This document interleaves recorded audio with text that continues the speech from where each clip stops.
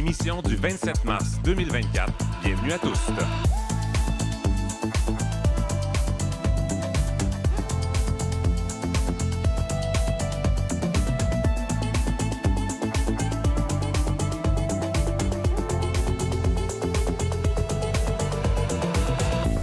Kim Roy-Grenier au microphone. Aujourd'hui à l'émission, on décortique les processus de radicalisation pour mieux comprendre pourquoi on fait face à une montée d'intolérance envers les communautés LGBTQ+. Et pour le faire, nous recevons le directeur scientifique et stratégique du Centre de prévention de la radicalisation menant à la violence, Louis Audet-Gosselin. Bonsoir. Bonsoir. Est-ce que vous pouvez vous décrire physiquement et nous partager vos pronoms? Mes pronoms sont il et lui. Je suis un homme, physiquement dur de se décrire, là. À peu près 6 pieds, brun, probablement dû pour une coupe de cheveux. Voilà. Une petite barbe aussi. Une petite barbe aussi. Qu'est-ce que ça veut dire pour vous être un allié des communautés LGBTQ+? J'y ai pensé longtemps et c'est quelque chose qui me stresse un peu dans la mesure où j'ai souvent l'impression de ne pas en faire assez ou de ne pas être vraiment utiliser nécessairement toutes les tribunes que je peux. Et donc, au quotidien, c'est de travailler à prévenir les actes haineux, quels qu'ils soient. Donc, on le sait que la communauté LGBTQ+, est aux premières lignes là, des victimes d'actes haineux présentement. Et c'est aussi me remettre en question, réfléchir sur mes pratiques, voir qu'est-ce que je peux faire pour amplifier certaines voix dans des milieux où elles sont moins entendues. Votre présence ce soir est un moyen donc d'établir ces ponts entre les communautés. Qu'est-ce qui vous a amené à la base à vous intéresser au processus de radicalisation? J'ai commencé mes études tout de suite après le 11 septembre. Donc, on était tout le monde terrifié, pétrifié devant ce qui s'était passé. On ne comprenait pas et les réactions aussi assez rapidement des États, des gouvernements. Ça ne faisait pas de sens. Pour moi, il y avait vraiment... on allait amplifier le problème. Donc, j'ai essayé de comprendre d'abord l'islam, qu'est-ce que c'était, puis par la suite la religion. Donc, on est dans un contexte où la religion est très mal vue au Québec pour beaucoup de gens. Essayer de comprendre de l'intérieur qu'est-ce qui pousse des gens à adhérer à des idées plus extrêmes. Et donc, de fil en aiguille, d'études en recherche d'emploi aussi, j'en suis venu, après mes études, c'était les départs en Syrie. Donc, je pensais que la société avait besoin de comprendre mieux ce phénomène-là, et moi aussi. Donc, c'était un travail d'apprentissage et de transmission en même temps. Et on va le faire ensemble ce soir. Et c'est Charlie Morin qui nous présente son billet d'humeur cette semaine. Bonsoir, Charlie. Allô! Est-ce que tu peux te décrire? OK, imaginez dans un film porno gay des années 70, l'autostoppeur sur le bord de l'autoroute en jeans très serrés avec un mullet puis une handlebar mustache. Je suis cet homme. Beaucoup d'images qui nous viennent, c'est très, très éloquent. Et c'est quoi le sujet de ta chronique aujourd'hui? Étant donné que le week-end pascal est à nos portes, je voulais parler de la fête de Pâques puis de comment c'est une fête plus gay qu'on le pense, en fait. Oui, j'ai bien hâte d'entendre ça. Il y a des beaux liens à faire. Et puis, on va aussi parler de cette nouvelle campagne de sensibilisation au dépistage du VIH lancée par une coalition d'organismes. On reçoit Jordan Arsenault de la table des organismes montréalais de lutte contre le sida, la TOMS. Et en culture, ce soir, on fait les choses un peu différemment. On vous présente un nouvel ouvrage collectif, Sexualité et dissidence queer, en compagnie de Chacha Henriquez, qui a coordonné le travail d'une vingtaine de co-autoristes. Une discussion très intéressante à venir, je vous le promets. Moi, c'est Kim Roy-Grenier. Je suis journaliste homosexuel et non-binaire. J'utilise le pronom « il », sauf quand je suis maquillée, où je préfère le pronom « elle ». Et ce soir, sur scène, je porte une autre chemise carottée, vert et bleu cette fois. Et j'ai refait mes ongles avec un vernis vert émeraude, couleur de ma pierre de naissance, que je partage avec ma grand-mère. Et nous sommes en direct de la taverne Le Normandie dans le village à Montréal. C'est parti pour tous.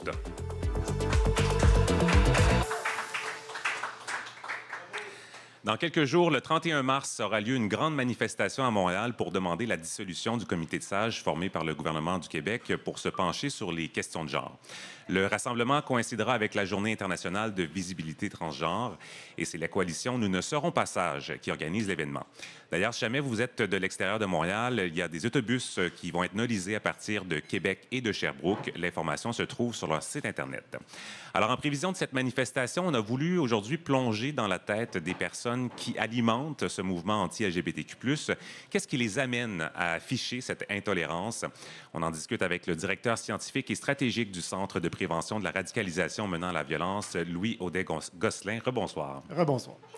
Le Centre de prévention de la radicalisation menant à la violence, connu son acronyme CPRMV, pas facile, est un organisme indépendant à but non lucratif créé en 2015 avec le soutien de la Ville de Montréal et le gouvernement du Québec. Sa mission, mieux comprendre et prévenir les phénomènes de radicalisation menant à la violence. Alors, on comprend que c'est un sujet quand même assez sensible. Alors, on vous invite à accueillir les propos d'aujourd'hui avec ouverture, respect. Et si jamais vous avez des commentaires à faire à la suite de l'entrevue, n'hésitez pas à nous contacter par courriel. Alors, Louis, grosse question quand même pour commencer. En fonction des recherches au centre, de votre travail, comment on peut expliquer cette montée des mouvements anti-LGBTQ+. On assiste vraiment à une convergence de plusieurs tendances et un peu une espèce de tempête parfaite, si on veut. Là. Donc, il y a, ces mouvements-là ne sont pas nouveaux. Il y a des mouvements organisés qui existent depuis assez longtemps, des mouvements anti-genre, mais d'autres mouvements aussi pour qui les enjeux de genre ne sont pas au centre de leur idéologie, mais qui ont quand même ces enjeux-là dans leur besace idéologique, si on veut, donc mouvements d'extrême droite, certaines mouvances religieuses. Et donc, il y a ces mouvements-là qui sont organisés et qui utilisent l'actualité, utilisent des enjeux clivants pour mobiliser, pour amener leurs intérêts, leurs idées sur le devant de la scène. On a aussi des transformations sociales qui font que il y a un bassin de personnes peut-être réceptives à ces idées-là plus grand présentement. Et donc, on parle d'une convergence, d'une tempête parfaite. Il y a les effets de la pandémie, l'isolement social, des remises en question d'un peu tout, un sentiment de crise qui font que beaucoup de gens sont à la recherche de solutions simples à des problèmes qui sont complexes. Donc, on a vraiment une convergence de plusieurs enjeux.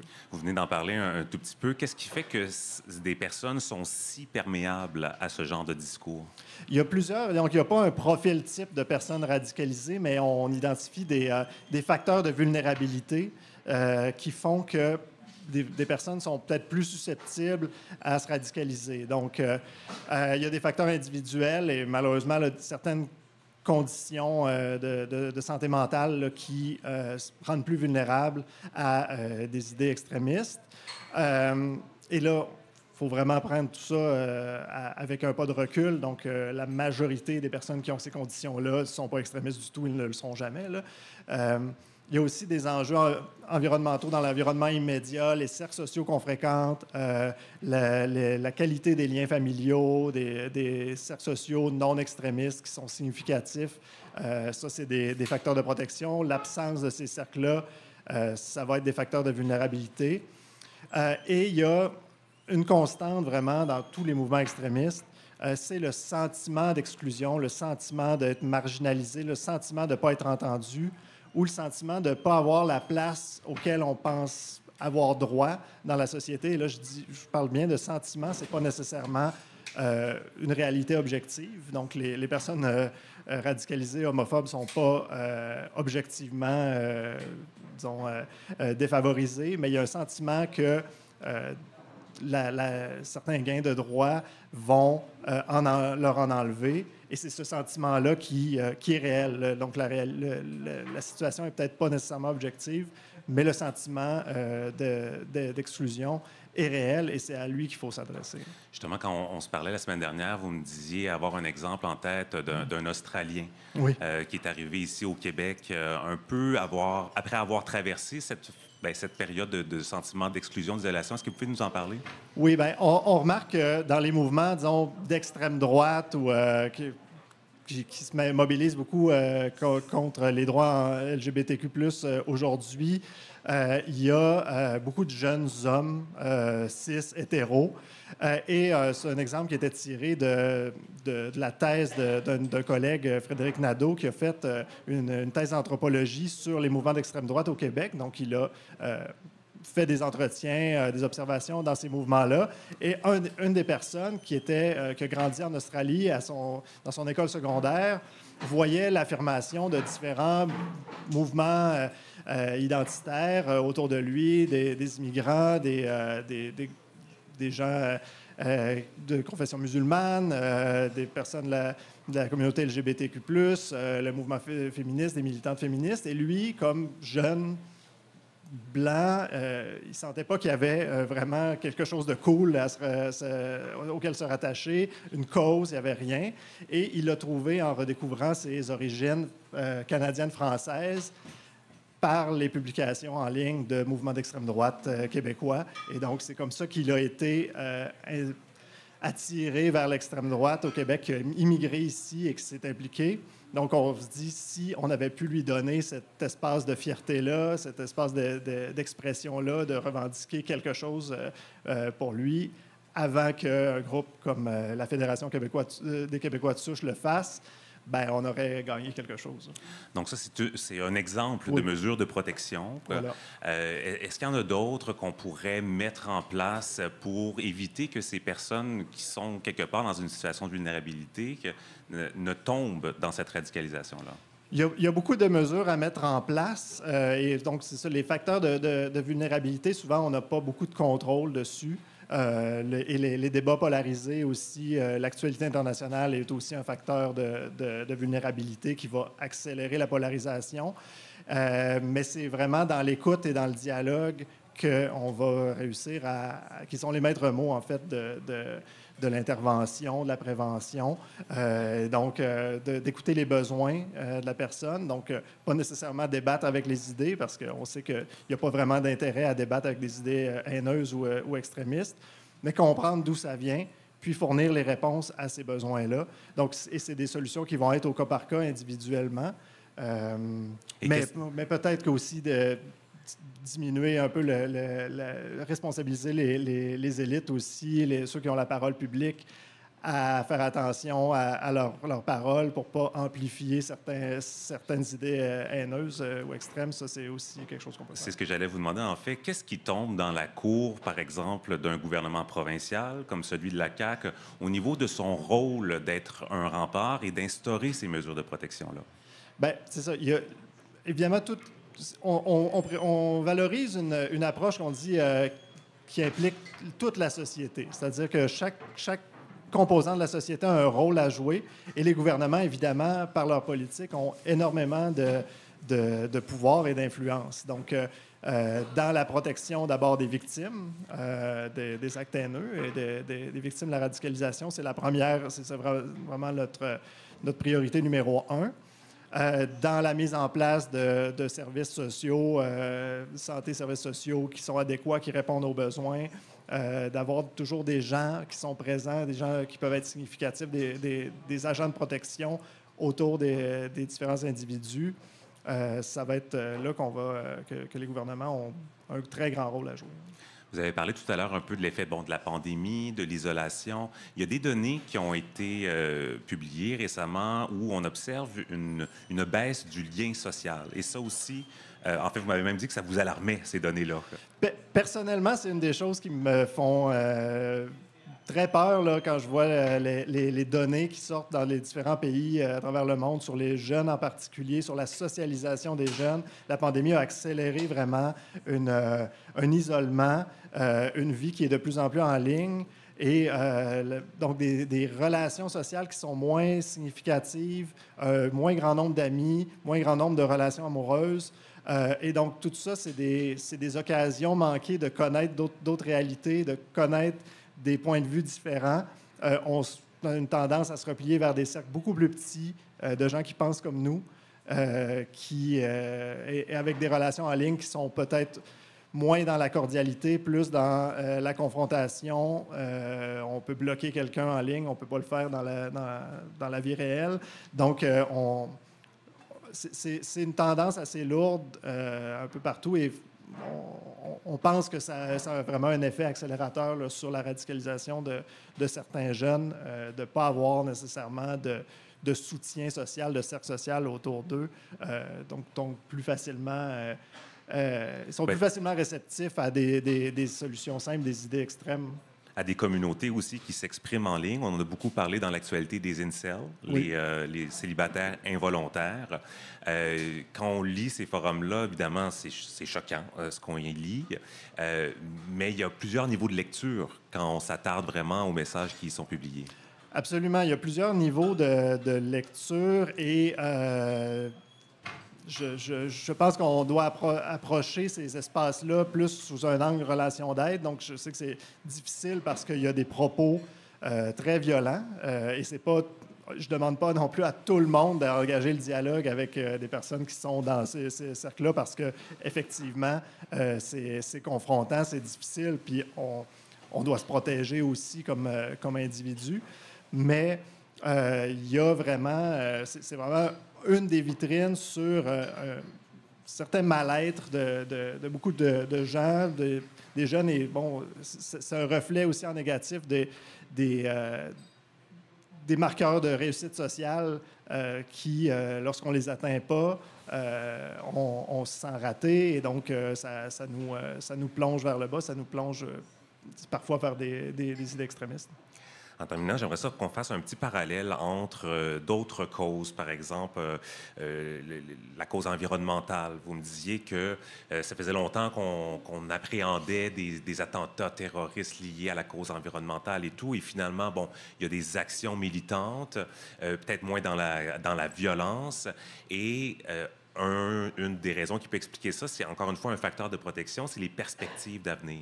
Oui, c'est ça. Dans le milieu de la prévention de l'extrémisme, on se fait souvent dire qu'on ne se préoccupe pas assez de l'extrême gauche ou qu'on est des woke ou quoi que ce soit. C'est que, concrètement parce que présentement, il n'y a pas vraiment d'extrémisme ou de façon significative, de façon préoccupante ou violente dans ces milieux-là. Et la perspective d'avenir et l'existence de moyens d'action pro-sociaux qui soient ancrés dans le cadre démocratique, c'est fondamental pour éviter une radicalisation. Donc, dans le cas de la cause environnementale, bien, il y a encore de l'espace pour se mobiliser, pour faire des actions qui sont significatives. Vous parliez de la manifestation du 31 mars. Bien, là, on a vraiment un gouvernement qui a pris une décision qui est fortement contestée, contestation qu'on comprend très bien. Il y a une manifestation, il y a des leviers d'action pour faire changer le gouvernement d'avis, pour se mobiliser, pour proposer d'autres visions. S'il n'y en avait pas, là, ben, il y en aurait probablement qui recourraient à la violence dans ce contexte-là. Donc, ça à garder en tête aussi pour prévenir, de l'autre côté du spectre, prévenir l'extrême droite aussi et l'intolérance. Ce serait une piste de solution d'essayer de créer des perspectives d'avenir? Bien, absolument, toujours. On essaie de... Et c'est ce qu'on fait là, individuellement quand on accompagne des personnes qui sont dans un mouvement extrémiste ou dans des idées extrémistes, c'est d'essayer de réfléchir avec eux sur quels autres moyens ils auraient pour... C'est quoi les causes qui leur tiennent à cœur, s'ils veulent protéger la culture québécoise ou quoi, bien, d'essayer de les accompagner dans des façons de le faire qui ne soient pas au détriment d'autres groupes ou qui soient constructives pour l'ensemble de la société. Donc, et la protection des institutions démocratiques, des espaces de dialogue, de débat, de contre-pouvoir sont fondamentaux dans cette perspective-là. Un sujet assez compliqué, mais merci beaucoup de vos lumières ce soir. Louis Audet-Gosselin, directeur scientifique et stratégique du Centre de prévention de la radicalisation menant à la violence. Merci pour votre présence. Merci pour l'invitation.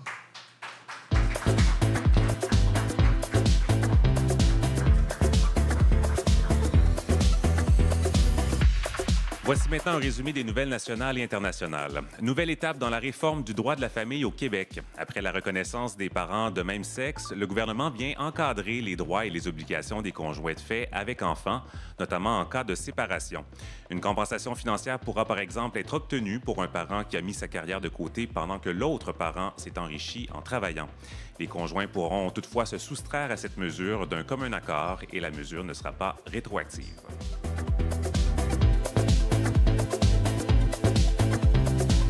La santé mentale des jeunes LGBTQ+, de 15 à 24 ans a été particulièrement affectée par la pandémie, selon un nouveau sondage mené par le laboratoire de recherche Collab.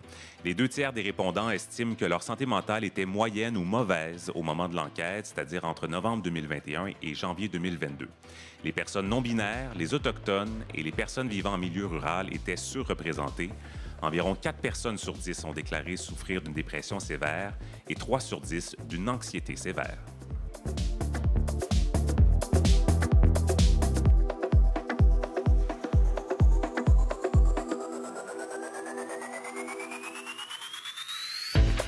C'est une première en Asie du Sud-Est. Les députés thaïlandais ont voté aujourd'hui, mercredi, en faveur du mariage pour tous. Le projet de loi doit toutefois encore être adopté par le Sénat et promulgué par le roi. La Thaïlande deviendrait alors le 3e pays en Asie à reconnaître le mariage entre personnes de même sexe après Taïwan et le Népal.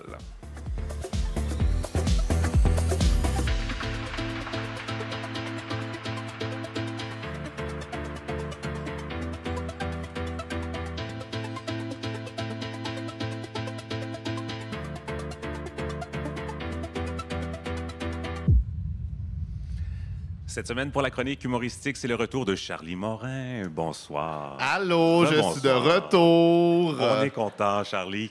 Est-ce que, bon, tu t'es déjà décrit physiquement au début d'émission, c'était très clair. Oui. Avant de te céder la parole, j'aimerais qu'on revienne enfin rapidement sur le gala des Oliviers. Oh my le God. dimanche, parce que tu connais bien quelqu'un qui a gagné un prix. Hey, oui, gros heads up à ma chum, mon autre Grenoble, qui a gagné Découverte de l'année. On est super fiers d'elle. Qui a donné aussi un excellent speech où elle a replacé ses haters parce que là, le monde ne se peut plus en ligne parce qu'il y a des artistes drag qui s'illustrent dans plein de disciplines différentes puis qui sont reconnus à la hauteur de leur talent. Mais ça enrage du monde. Et à la hauteur aussi de sa perruque, elle était flamboyante sur scène. Ah oui, c'était beau, là. C'était comme une Marge Simpson avec les cheveux noirs. Ouais, c'était parfait. Juste pour vous donner une idée des personnes qui ne l'ont pas vue sur scène. Et puis toi, tu avais collaboré avec elle, en fait, tu avais fait J'ai fait sa première partie de son show Mes Premières Chaleurs. Là, elle part en tournée vraiment à travers tout le Québec.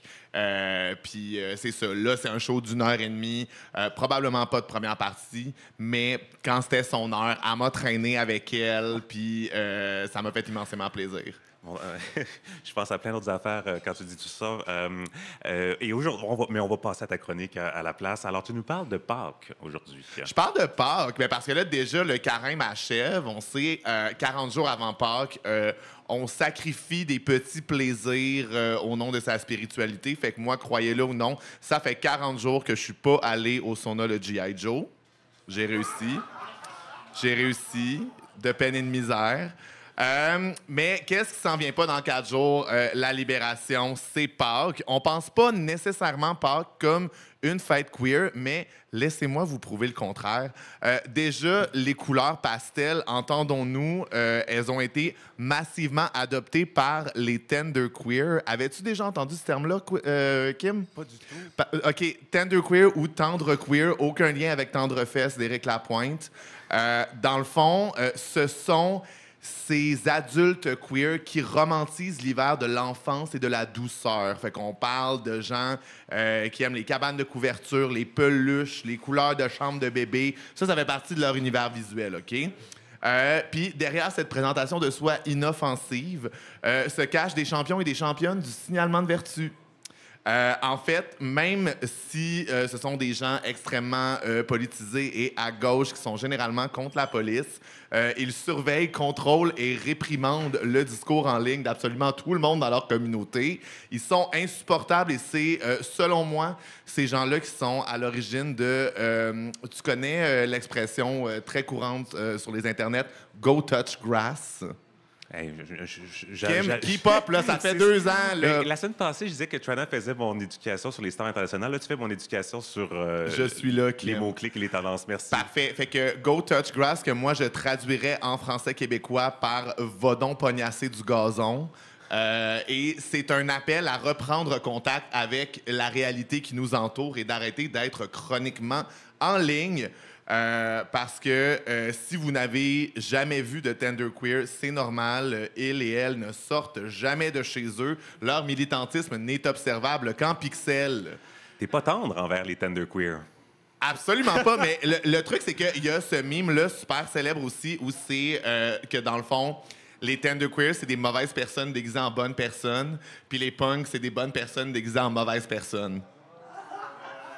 Puis pour vrai, il y a beaucoup de vérité là-dedans. J'ai pas beaucoup de tendresse envers la police vêtue de pastel. Fait que, à part la palette de couleurs Tenderqueer, Pâques a quand même des traits assez gays, merci, qui nous viennent du catholicisme. Bon, il y a déjà ce qui est absolument convenu, là, on s'entend, on les a tous entendus, les jokes de Jésus et ses apôtres, une gang de monsieur en robe, que c'est ça fait, wink wink, qui s'aiment les uns les autres. On dirait une couple de Circuit Queen qui cherche un after en sortant du stéréo. La fête de Pâques, à elle seule, est assez pour prouver que Jésus était Fufi. Premièrement, revenir de la mort pour gérer un conflit. Cette quantité de drame-là ne peut être accomplie que par un homosexuel. Tu sais, ce qu'elle ferait pas pour faire parler d'elle, la grand folle à Jésus. Je veux dire, come on, là. Et la preuve, ça marche. Ça, c'est du tea qu'on se raconte depuis 2000 ans, la gang. Elle a réussi son coup. Ça l'a rendu iconique. Puis tout ça avec une seule idée en tête, le face crack de Judas. Parce qu'elle revenait avec une vengeance. Puis après que son némésis les snitch à l'armée romaine, elle a power walk en sortant de sa caverne, les cheveux au vent, la soutane toute bien placée pour revenir des morts, juste pour dire à Judas, c'est correct, je te pardonne. Gag. The girls were gagged. Face crack of the millennium. Fait que l'audace, 10 sur 10. Puis Jésus a snacké et n'a laissé aucune miette. On en parle encore à ce jour. Fait que si Jésus avait été un gars straight, premièrement, il n'aurait jamais pensé revenir à la vie. Il serait juste resté sur sa croix à souffrir en criant « Je suis même pas mort, ça fait même pas mal ». Puis s'il était revenu des morts, ce gars straight-là, il serait revenu pour bouder. Fait que, pas de quoi écrire deux testaments là-dessus, moi vous dire une affaire. Pour moi, ce qui confirme que Jésus était bel et bien l'un des nôtres, un homosexuel notoire, outre sa tendance pour le drame et les rebondissements, c'est son entourage, en fait. Et puis je parle même pas des 12 messieurs en robe, là, je parle de leur Queen of the Gays, la gay queen par excellence de la Bible, et j'ai nommé Marie-Madeleine. La présence de Marie-Madeleine avec les apôtres nous prouve qu'il s'agit, en fait, d'une belle grosse gang de tapettes.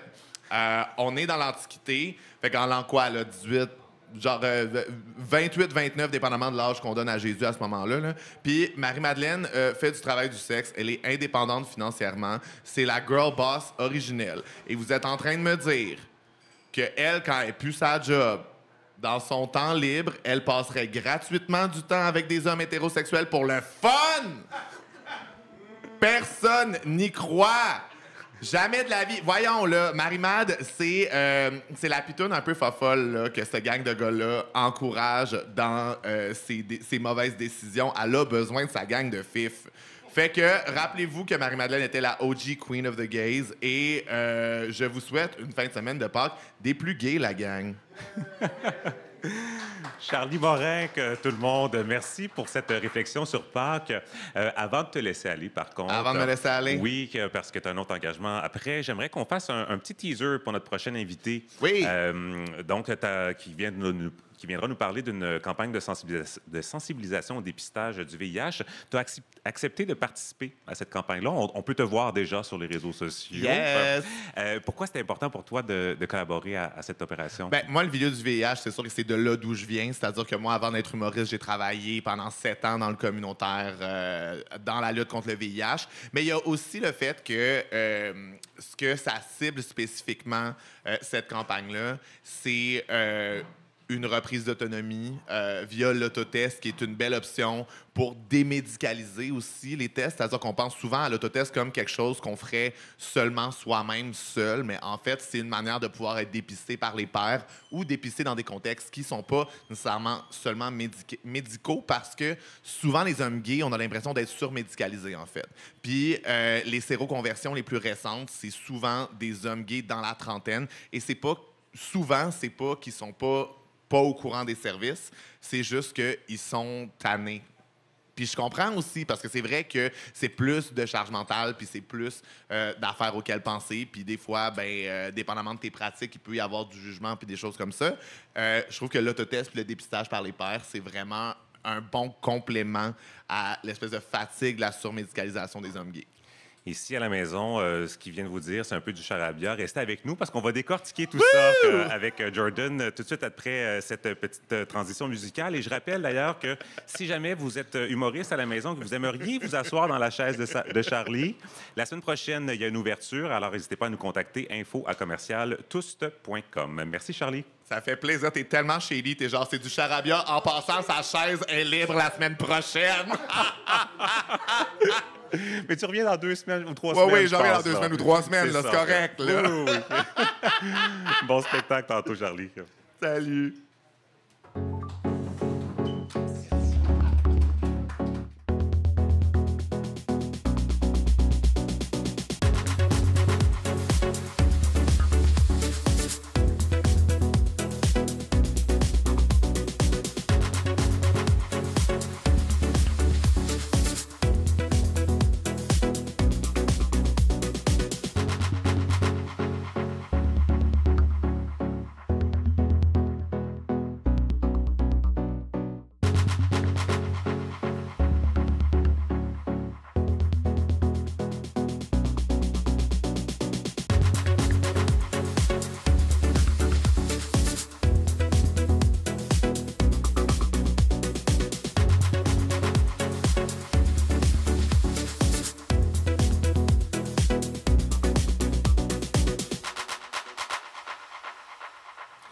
On vous en a brièvement parlé la semaine dernière. Une vaste campagne de dépistage du VIH vient d'être lancée par une coalition d'organismes.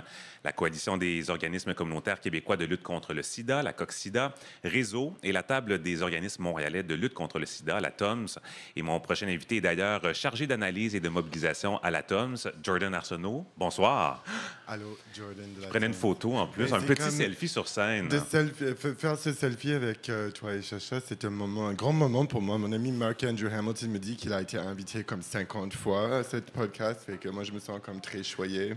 En plus, je pense que c'est la première fois qu'on a un selfie sur scène en pleine émission. Tu brises les plafonds de verre. C'est parce que je suis très bon pour m'humaniser, pour vulgariser le message, et pour cela, ça prend un certain niveau d'auto-obsession, n'est-ce pas?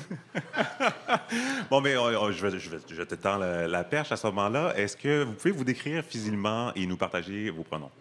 Oui, alors, Jordan Arsenault, je suis une personne d'origine acadienne et européenne, de 6 pieds de grandeur. J'ai un regard un peu éternellement morne dû à le fait que je suis célibataire depuis longtemps. Je porte un T-shirt noir qui dit « j'étais sur le pot ». Ce n'est pas le T-shirt que j'ai voulu emprunter du portail VIH-Sida du Québec. Et pour en finir, des Bluntstone gris-bleu, bleu ardoise, pour distinguer des autres Bluntstone qui vont être à n'importe quelle maison où on ira pour une rencontre. Et qu'est-ce que ça veut dire pour vous de faire partie des communautés LGBTQ+? Ben, surtout, je pense que les personnes queer comprennent, et moi, j'ai 43 ans, alors j'utilise le mot queer pour vraiment tout cet alphabet, c'est parce qu'on est au courant du fait que tout progrès social qui nous a défendus, qui nous a donné droit à un certain accès, à une certaine égalité pour pallier à toute cette stigmatisation. Ce sont des gains. Chaque gain est durement gagné et peut être complètement annulé, supprimé, mise dans le corbeil du desktop idéologique mondial en tout moment, que tout est fragile, mais que notre force, c'est de bâtir ce qui est essentiellement fragile, et c'est de vivre dans ce paradoxe, et en plus pratiquer le sexe anal, c'est dur. Alors, on plonge dans cette campagne de dépistage, en fait, de sensibilisation dépistage dont on parlait précédemment.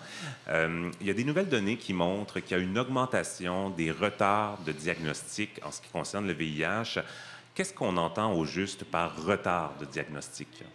Ça m'a été signalé, j'ai commencé à l'attendre en novembre. Le 1er décembre, un rapport de la direction de santé publique, qu'on appelle santé publique, a mis dans son rapport sur les données de 2022. C'est parce qu'ils sont toujours un an en retard. C'est comme ça.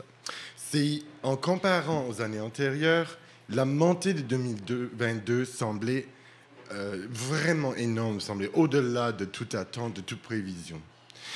Mais qu'est-ce qu'il y avait à l'intérieur de ça? C'est qu'il y avait 2 ans de pas assez de dépistage.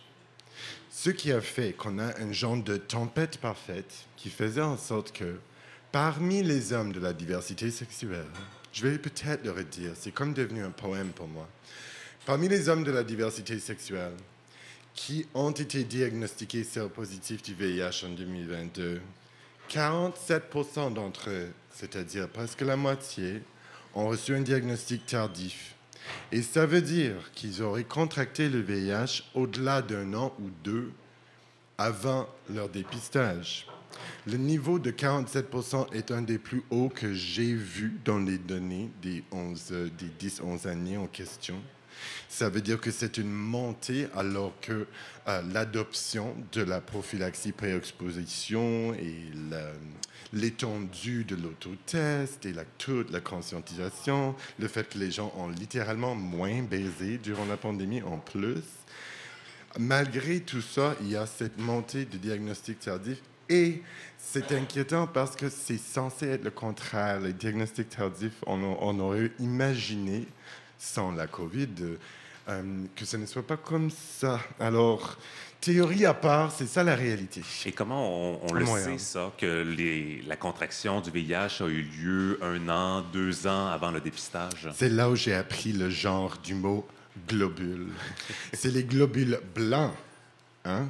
Les globules blancs, je ne sais pas pourquoi, mais en tout cas, les globules blancs dans le sang, lorsque la personne va faire son test et qui est dépisté réactif, c'est-à-dire positif pour le VIH, pas longtemps après, pour toutes ces personnes, il y aura un test de confirmation et une évaluation de leur niveau de globules blancs.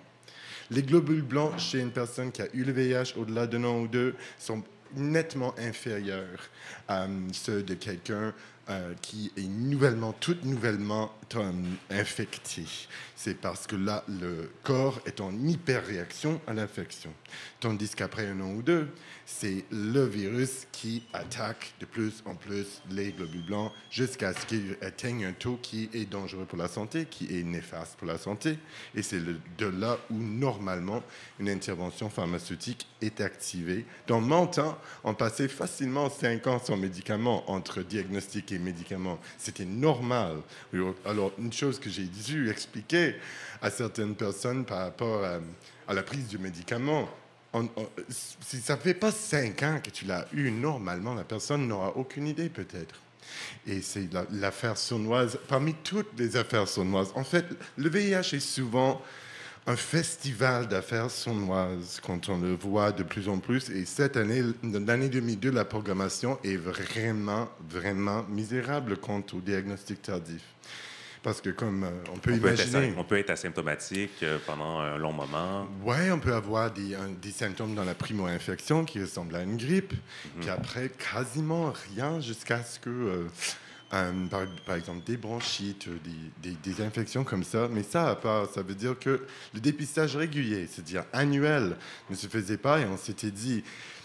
Annuel dit, pour moi, ça parle de la mode, ça parle de avril, c'est le janvier du dépistage. So it's like April is the January of testing. Et ça nous revenait au Devil Wears Prada.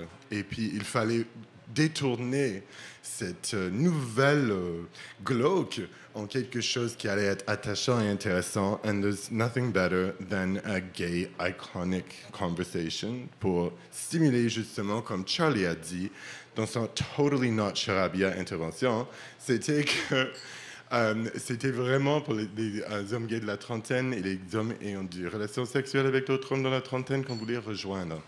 Et alors leurs amis de filles qui les amènent à la clinique, etc.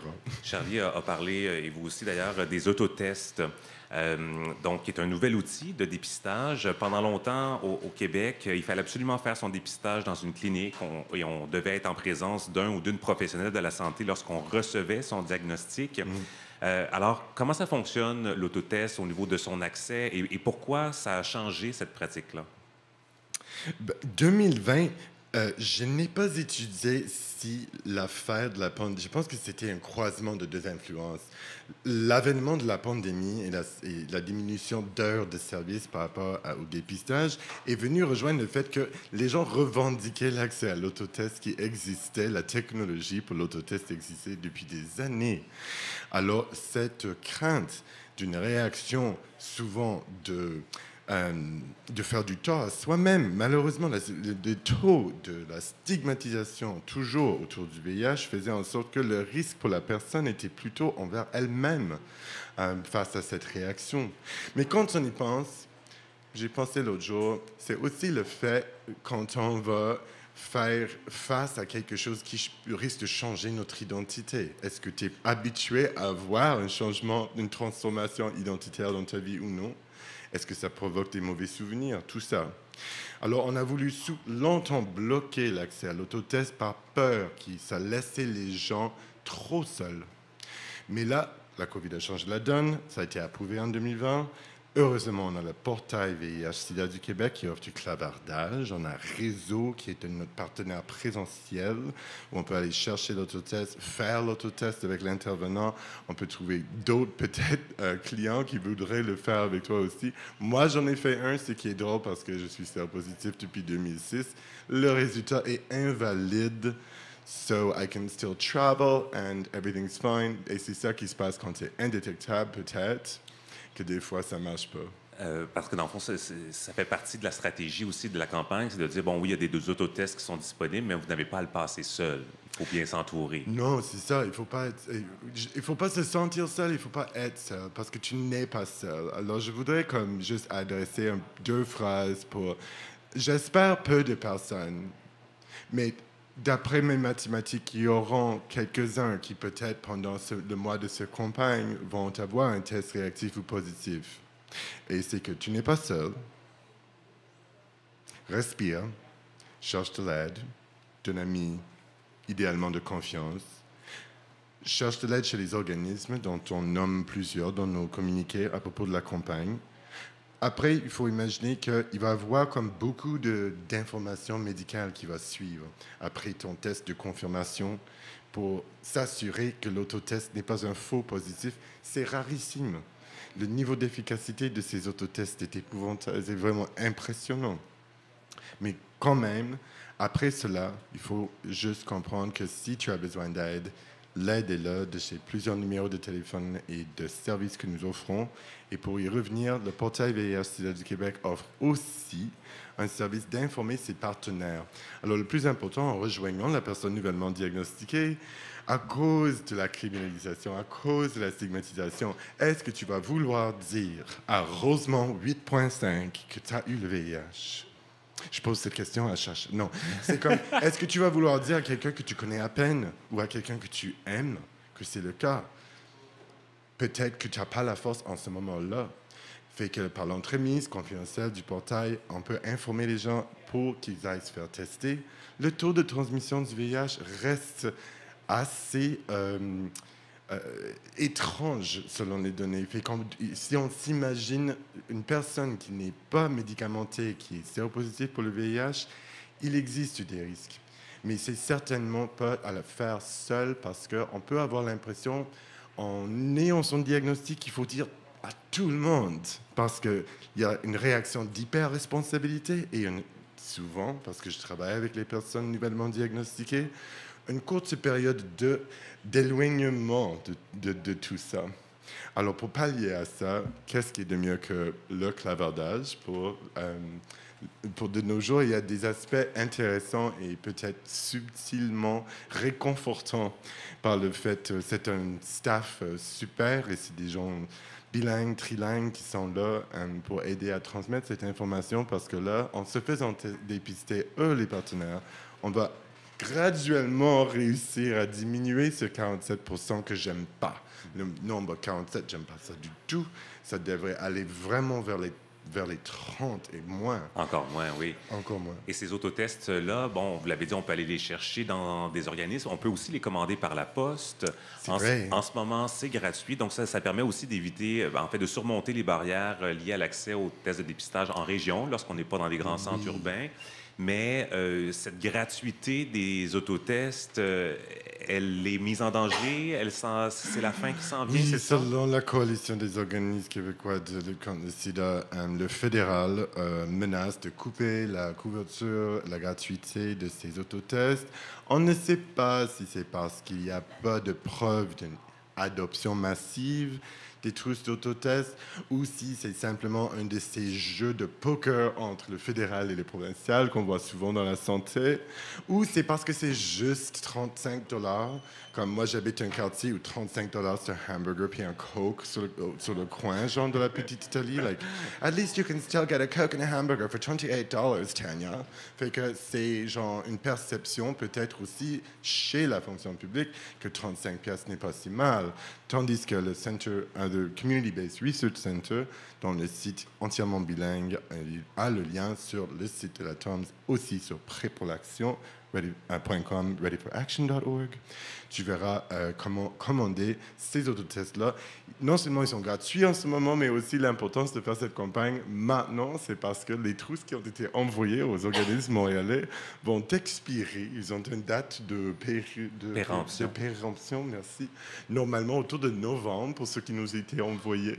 Alors on va relancer ça, genre pour la rentrée scolaire peut-être. Et en attendant, go, on se prépare pour la saison de l'été. Oh C'est oui, ça. fais-toi dépister avant d'aller au viaduc. Alors, Fais comme Charlie Morin. Jordan Arsenault, de la table des organismes montréalais de lutte contre le sida. Bravo, Kim. Merci de votre présence et puis je vous souhaite tout plein de dépistage. Oh oui, je vais en faire plein. Et toi aussi. Oui, il y a un rendez-vous qui s'en vient. Non, oui, Je on va le confirme. faire ensemble. Merci, Jordan. En fait, il y en a des trousses à la sortie du bar Normandie. Ce n'est pas vrai, c'est une blague. Allez en ligne, commandez-les.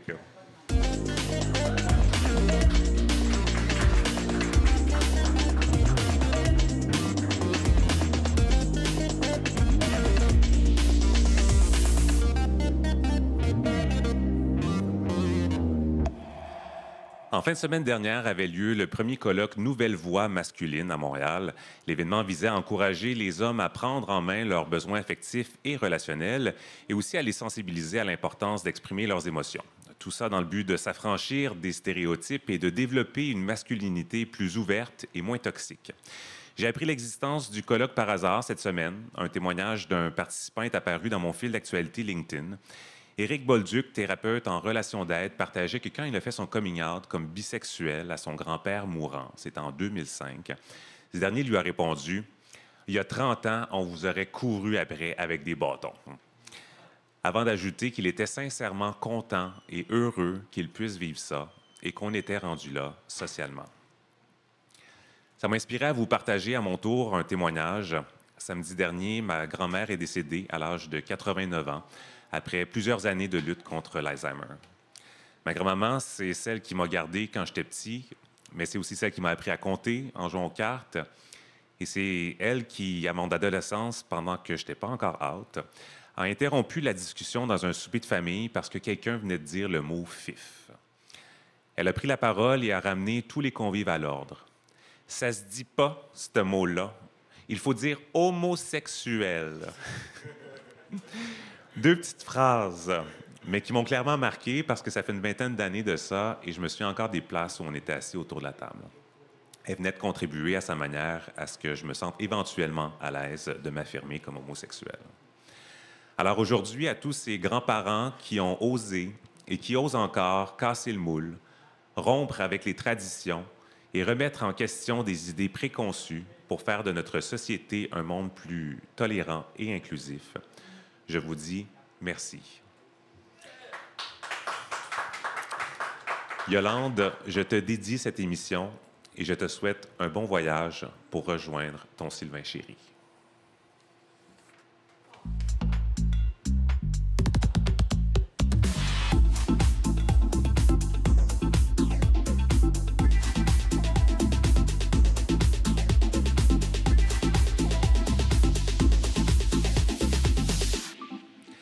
Cette semaine arrivait sur les tablettes des librairies un nouveau livre à la jonction des savoirs universitaires et militants. Ça s'appelle « Sexualité et dissidence queer ». C'est un ouvrage collectif qui se penche sur l'emprise qu'exercent les normes sur nos sexualités. C'est le fruit d'un long travail d'une vingtaine d'auteuristes coordonné par l'enseignant en sociologie au collégial et à l'UQAM et activiste queer Chacha Enriquez. Bonsoir, Chacha. Salut, Kim. Ça va? Ouais, merci. Oui. Merci pour ton témoignage, déjà. C'est vraiment touchant, puis c'est important Oui, de marquer... Absolument. Et quand j'ai vu que je n'étais pas seul, en ayant vu ce témoignage, c'est ça que j'ai fait. Bien, on n'est probablement pas les deux seuls non plus. C'est ça. Alors, pour les gens qui nous écoutent à distance, est-ce que tu peux te décrire physiquement et nous partager tes pronoms? Moi, j'utilise tous les pronoms. Et pour me décrire, j'ai une barbe, des grosses boucles d'oreilles et un molette bleaché. Et qu'est-ce que ça veut dire pour toi faire partie des communautés LGBTQ+?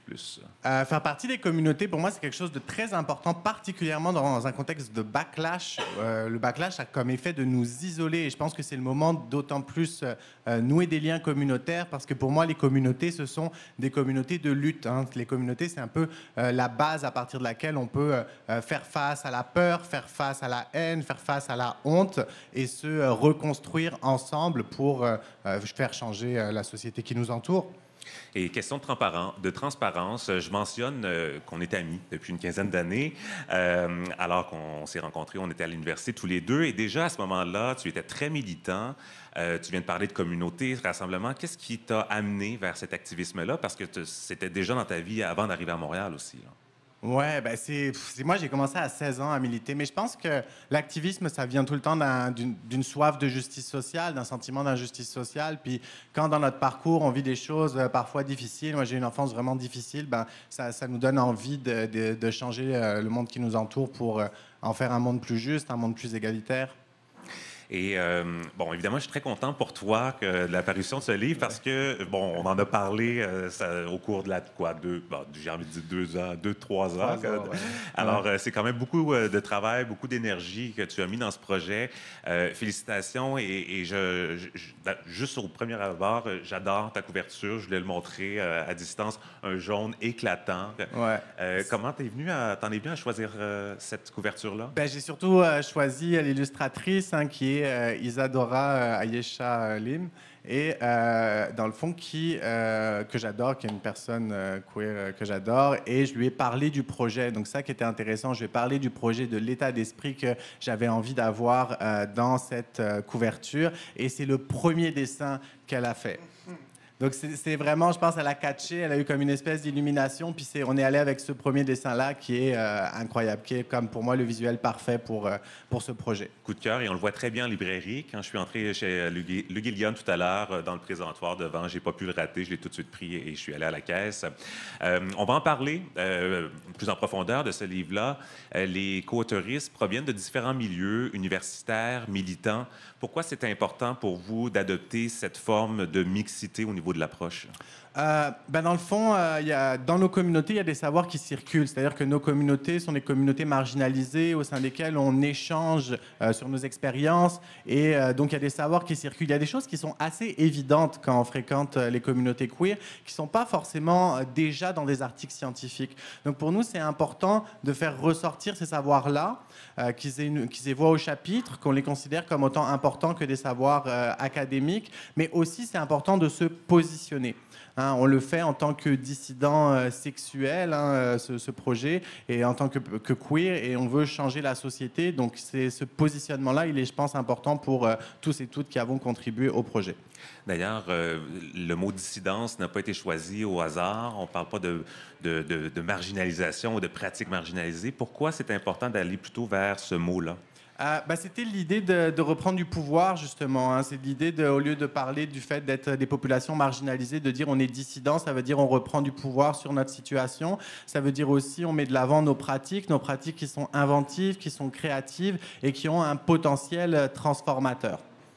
Alors, le premier chapitre, après l'introduction, évidemment, s'attaque à l'ordre sexuel collectif. Qu'est-ce que c'est au juste ce concept-là? Donc, l'ordre sexuel normatif, dans le fond, c'est l'idée que, en fait, on le représente avec un espèce de cercle, avec deux limitations. Pardon, c'est un ensemble de normes qui orientent nos sexualités. Donc, les normes fonctionnent avec des oppositions binaires entre les comportements sexuels qu'on est censé, sexuels et amoureux, qu'on est censé avoir, qui sont prescrits, qui sont les comportements jugés normaux, naturels, sains, et à l'extrême, les comportements marginalisés, donc qu'on a appelés dissidents, qui sont les comportements jugés anormaux, contre nature, pervers.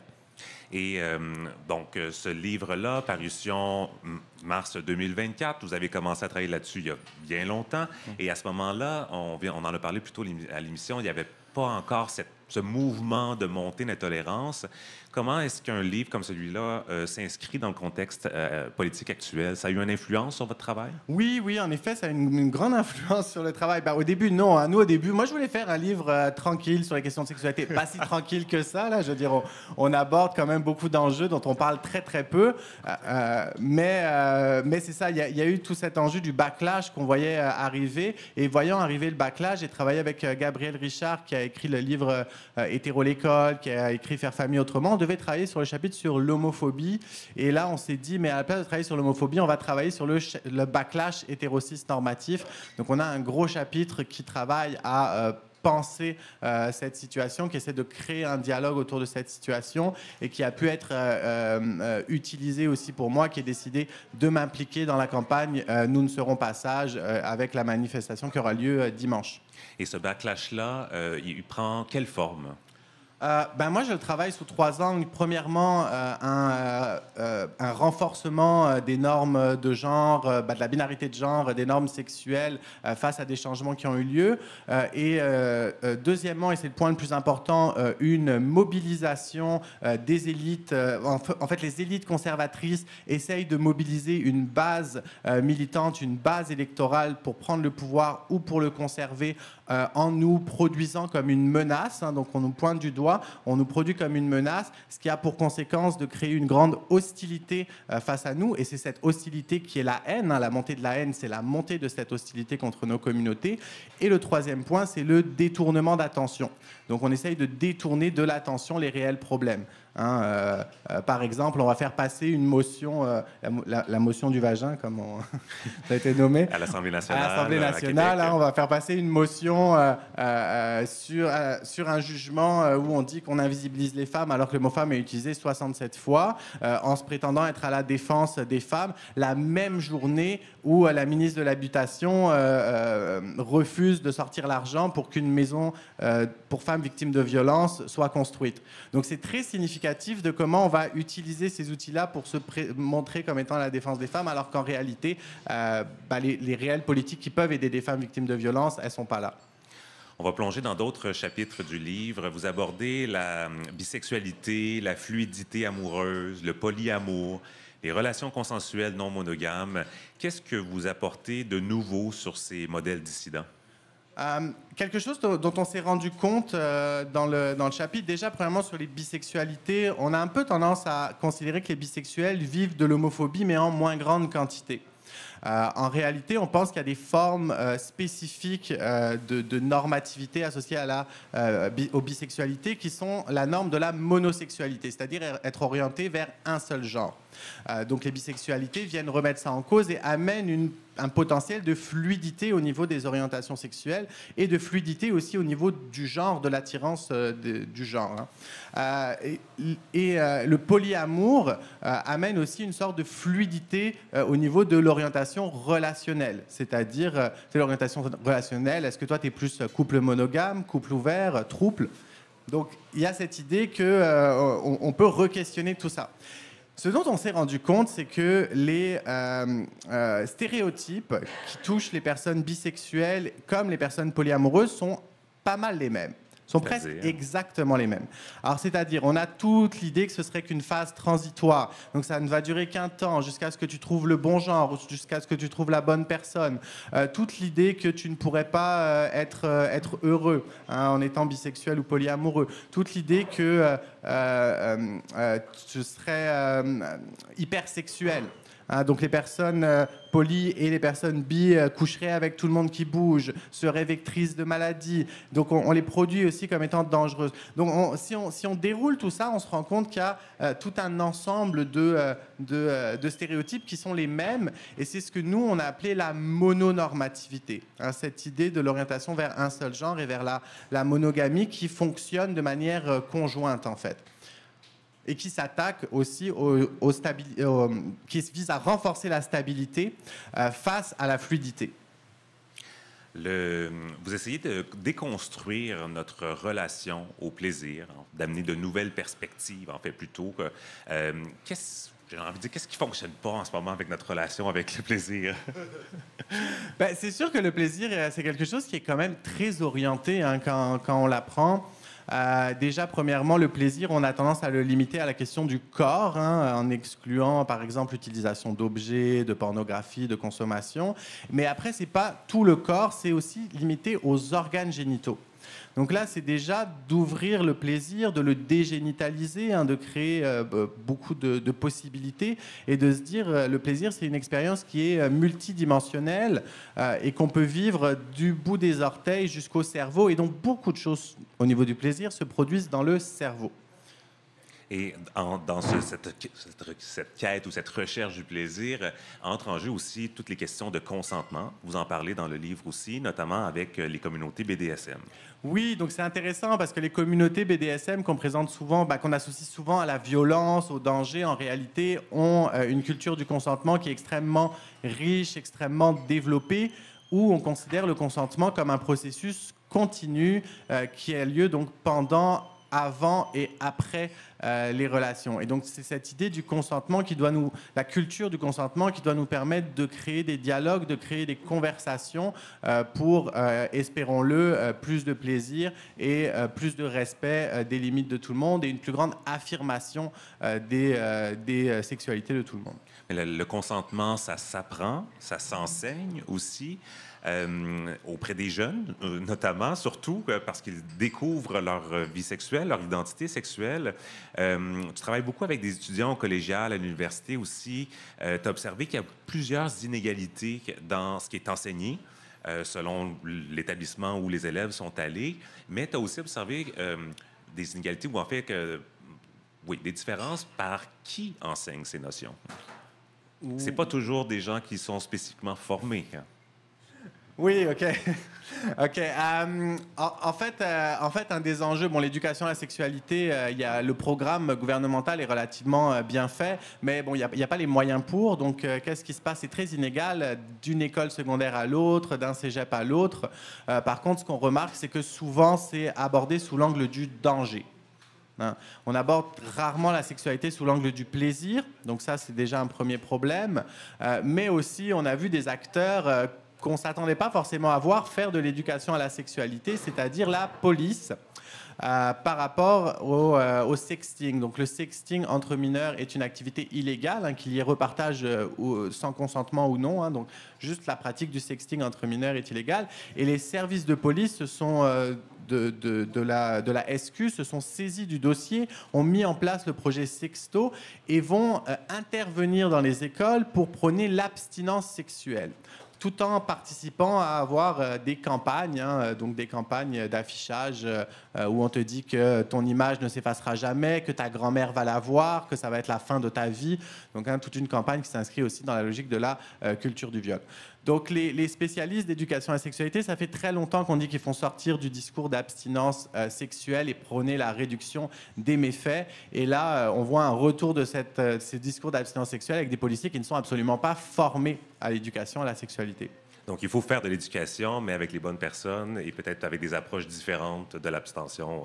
Ben, il faut aborder la sexualité sous l'angle du plaisir. Bien sûr, il y a des dangers, il y a des risques, mais il faut banaliser la sexualité, en parler d'une manière beaucoup plus relaxe.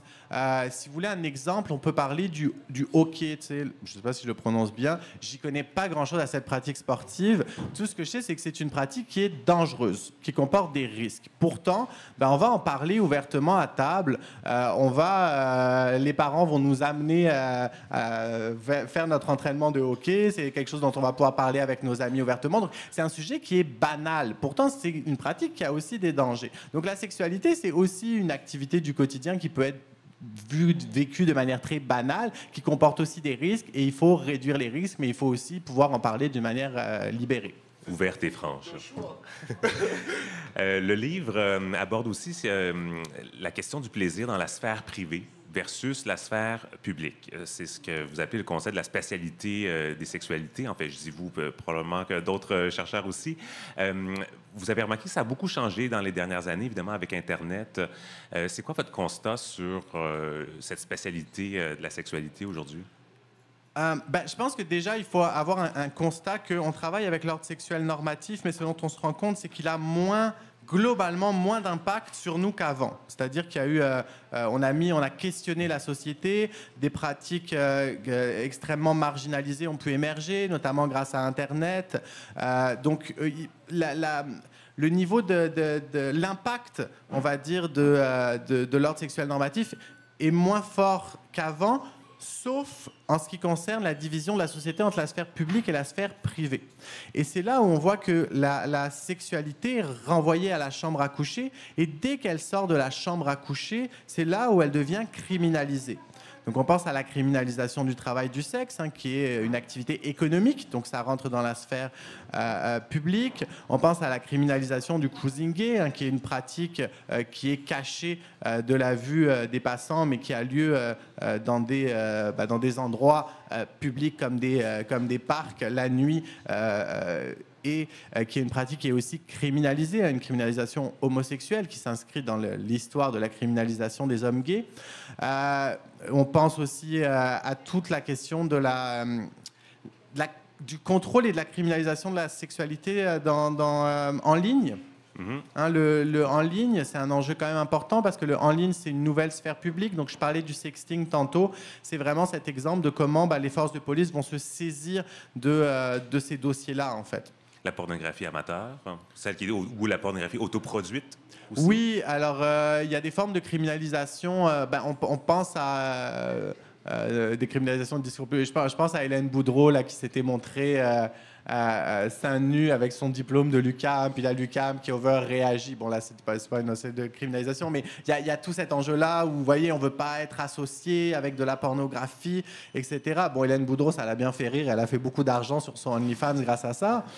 Et d'ailleurs, OnlyFans, en 2021, a failli arrêter de poster de la nudité. Donc OnlyFans, c'est quand même une plateforme sécuritaire d'autopornographie utilisée par énormément de travailleurs et de travailleuses du sexe. Ils ont eu des menaces de la part des institutions financières qui viennent des forces conservatrices. Et donc, ils ont menacé, ils ont dit qu'ils allaient interrompre toute nudité, en fait, retirer toute nudité. Finalement, ils ont reculé sur cette décision, mais ça nous montre bien que même là où on a un cadre sécuritaire, il va y avoir des attaques contre la visibilité de la sexualité en ligne. Alors, tout ça et beaucoup d'autres enjeux que dans ce livre, Sexualité et dissidence queer. Si jamais le livre vous intéresse à la maison, on a une copie à faire tirer. Alors, si jamais vous souhaitez participer, écrivez-nous à concours@commercialtoust.com. Vous avez jusqu'à dimanche et la personne gagnante sera contactée le lendemain, lundi. Et puis, autrement, c'est disponible dès maintenant en librairie. Et puis, Chacha, il y a des dates importantes à venir pour le lancement. Vous allez vous promener un peu partout. Oui, Québec. on fait une grande tournée du Québec. Donc, on va être le 4 avril à l'Idéal à 18h. On va être le 5 avril à Luco, à Gatineau, à 18h aussi. Le 15 avril au Café 404 à Sherbrooke. Ensuite, on va à Québec le 18 avril au Saint-Suave. On va à Rimouski le 25 avril au bain public et le 26 avril à Rivière-du-Loup. Une grosse tournée qui s'en vient. Oui, tu connais bien ton agenda par cœur. Je vérifie en même temps sur mes notes et tu n'as pas fait d'erreur, Chacha. Alors, on vous souhaite une bonne tournée et puis merci beaucoup d'avoir pris le temps de démystifier tout ça. Et pour en savoir plus, comme je vous dis, on plonge dans cet ouvrage. Et merci, Kim, pour l'accueil. Merci, Chacha. Ciao. Bravo, Sacha.